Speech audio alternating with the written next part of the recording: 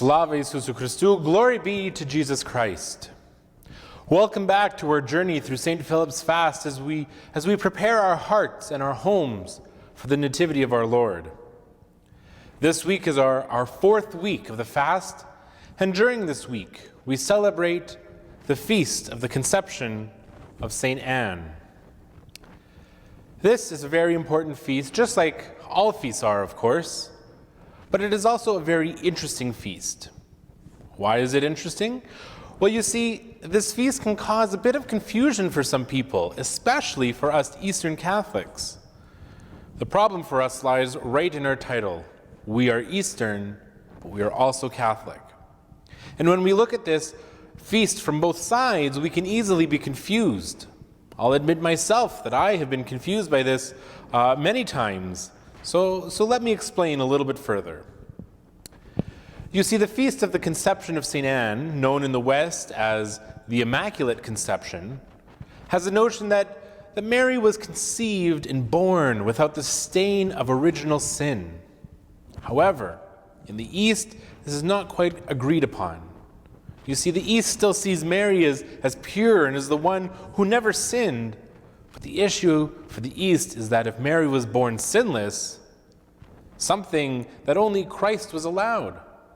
So if Mary was born completely sinless, then she would appear to be divine, which would then discredit the humanity of Christ.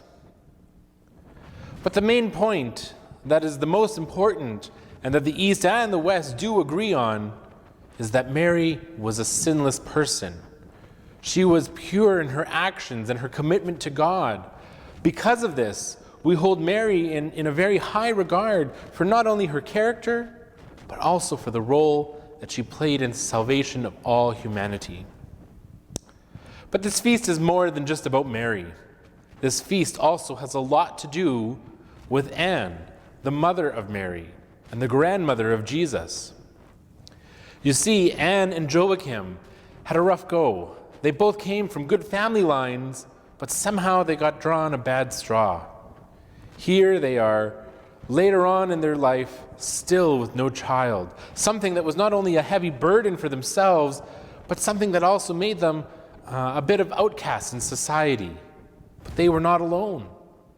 Throughout the Old Testament, we read of examples of other women who were not able to conceive and eventually did by the grace of God. One of those examples is Hannah, the mother of Samuel. From these examples of barrenness and coming to give birth through the grace of God, we learn how God had not forgotten these women and that everything is possible with God. They show us a good example in our lives that if we persevere in our faith, if we remain faithful and strong in that faith to God, that all things are possible. We also learn about the power of prayer and see already a foreshadowing of the new law. Here, Joachim is turned away from the temple for not being able to conceive a child with his wife. And so, as we learned a couple of weeks ago from Mary's presentation in the temple, that God will no longer be contained to a temple to pray in. Joachim and Anne demonstrate this by going up to a mountain and into a garden, respectively, to pray. They both pray to God that they may bear a child.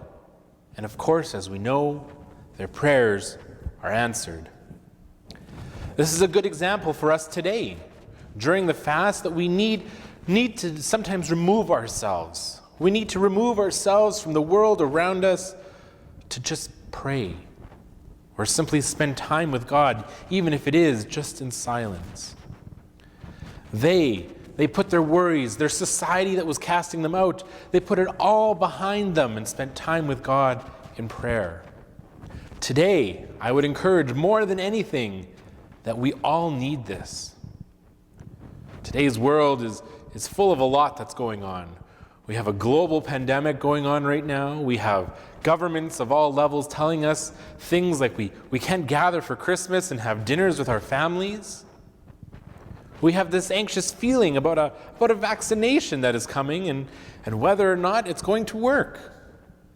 We have friends and family that we want to visit, and some who are even dying before we even have a chance to say a final goodbye. There is a lot going on in our world right now. What we all need right now is God. I encourage all of you as we are now past our halfway point to Christmas and are in our final 2 weeks, that we take the time to remove ourselves from the busyness of all that is going on around us and spend time in silence with God and pray. Through this, we can prepare our hearts for the final weeks of the fast. We can prepare our hearts to celebrate the coming of our Lord. So, find some time over the next 2 weeks to escape from it all. Although our churches are closed right now, be like Joachim and Anne and go to wherever you find God. Go for a walk, go skiing, go skating, go even for a drive. Find a quiet activity that will help us to experience God and pray. That's all we have for this week. Thank you for joining us on our journey through St. Philip's Fast. Join us again next week as we talk about the forefathers of Christ.